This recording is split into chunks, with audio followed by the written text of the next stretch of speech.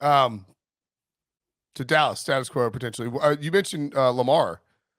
I mean, you're in Baltimore. You're close to that. What I saw your radio co-host Ken Wyman tweet, and he was in it like chatting. He wasn't like reporting or anything. But he's like he said he thought Lamar could be traded by the draft. Do you feel the same way? Well, I think if they're going to do it, they need to do it at the combine. They need to be forthright about it. And again, this is something I've written about at length at the Washington Post. Like, you could see it in the middle of the season that this thing was getting frayed and that this owner wasn't going to budge. And I don't think Lamar Jackson's going to budge. And so, like, you play it forward. Once you hit the point in time where the window to designate a franchise player closes, if they don't have a long-term deal done by then, I don't think they're getting one done. And I think they have to now. They're signaling we're never rebuilding. We're the great Baltimore Ravens. We're an elite franchise. We just retool and we keep coming at you. Well, if you wait till after the draft, I mean, you could get a stud player in this deal, but that draft capital has passed. Yep. And we're at a moment in time where there's the supply and demand at the quarterback position isn't there. I think Rodgers is going to be dealt. You've got Brady out there. I think Tannehill's going to be dealt. I think Carr's going to be dealt. Fields might be dealt. You might as well get ahead of all that and get as many people at the table as possible for the best thing out there, which is Lamar Jackson. And once you put the tag on him, he doesn't have to sign it until week 1. He stayed away from voluntary stuff last year at 23, making 23. I just don't know why why would he possibly show up? Like, why would he sign that thing until he contractually had to? He's playing by rules that were put in place when he was in elementary school. Like, just go connect the dots on these CBAs. The Ravens have had multiple opportunities to incentivize his contract. You can incentivize a 5th-year option. It's perfectly – we see people do things in this league all the time to stroke a guy. Here's extra play. Hey, we couldn't get done what we wanted to get done. Here's extra playoff incentives. Here's incentives for Pro Bowl. Here's incentives for 4,000 yards, whatever.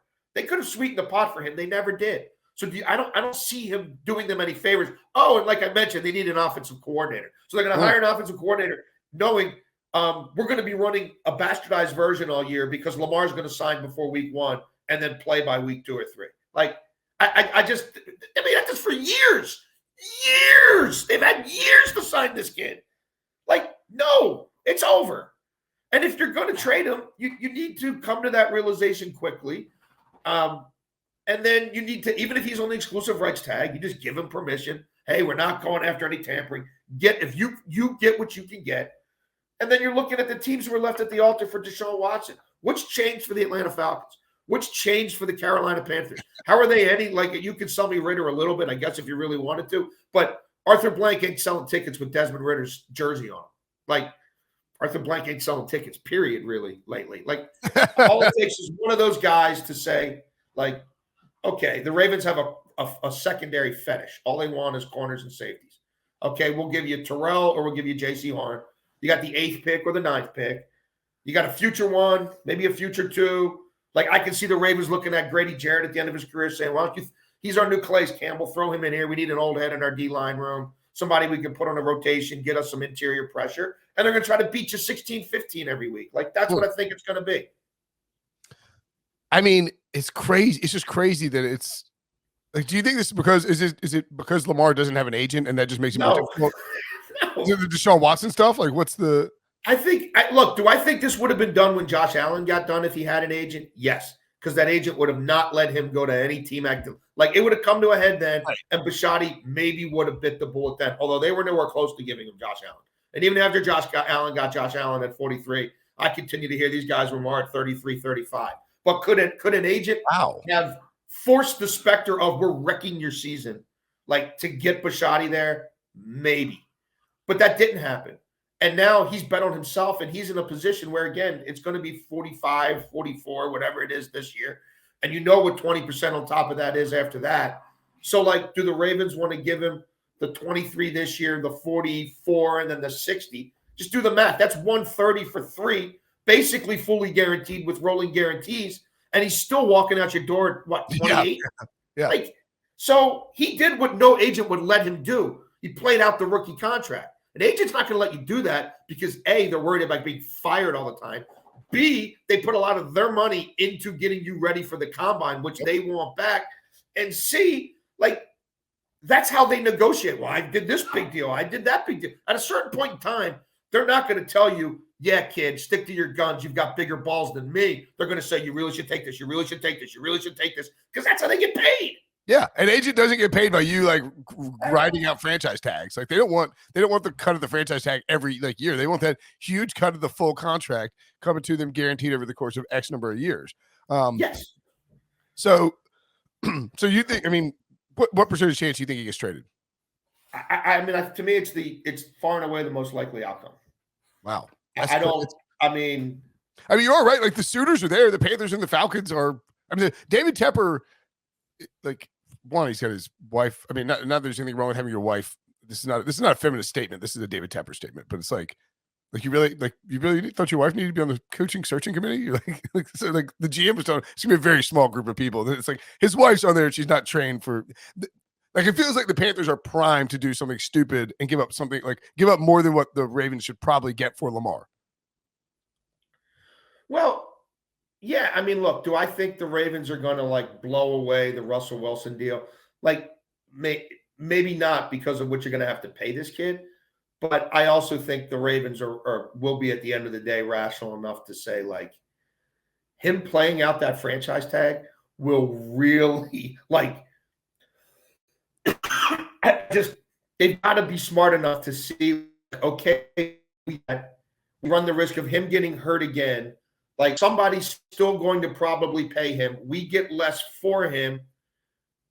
And if he signs that second tag, we're stuck paying him. He's counting 60+ million against our cap. He's going to eat up your salary cap. He's going to make it difficult to build around him. He's not going to come in until week 1, so he's not going to learn the new offense for the coordinator who's, you don't even know who it is. It's going to be harder to find a coordinator because you don't know who your quarterback is or if he's going to come in. There's all kinds of reasons that it makes it really difficult to be good this year. He'd also be pretty decent in Arthur Smith offense, it feels like, given what we saw from them so far this year. And if you're talking about like,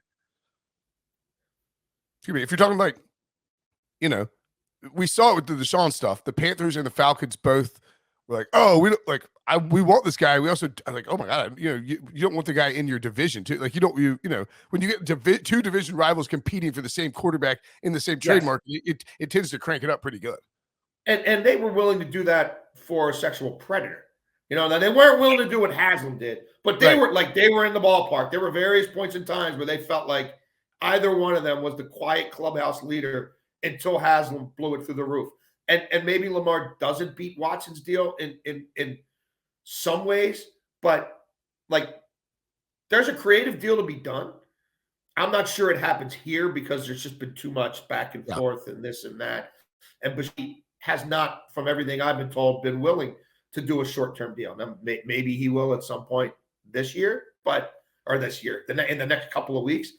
But like, you could conceivably get a 3 or 4 year deal with him that doesn't force you to put as much guaranteed money in escrow. Right. Because you're not guaranteeing 6 or 7 years, or you know what I mean? Like, well, David Tepper may not care about escrow. Well, no, he's one who, and blank might not either. But there's like, I think him on a fast track in Atlanta would be. I mean, that town would be pro football buzzing like it hadn't been since Mike Vick was there. Like even during the Matt Ryan years, like I talk to people. I co-host a podcast with Carl Dukes. We talk about this stuff. Like that's sort of a college football town until it's not. And even when they were winning with Matt Ryan, it's not like that was a tough ticket. It's not like you couldn't get to a Falcons game. Like it was a tough ticket when Mike Vick was doing spectacular stuff every week, and people couldn't wait to see. Like he was a showman. And in that market, I think that's what you need. Lamar in that Falcons jersey. This kid's only 26 years old. He's talking about injuries and this and that. I mean, he's 26 years old. It would bring back a lot of like nostalgic Atlanta Vic feelings. Just the way that he plays on that track. Absolutely. And I think you can do the deal and keep the tight end and keep Drake London. I think you can do I could see these guys having a fetish for AJ Terrell. They got one corner on the roster right now, Marlon Humphrey, who they pay $20 million a year to be an outside corner. But he's really much better in the slot. So, and maybe they bring Marcus Peters back on the cheap. Maybe he's not game for that. But the corners they drafted have yet to show they can really play. So and they're all about their defense. That's an intriguing part like that.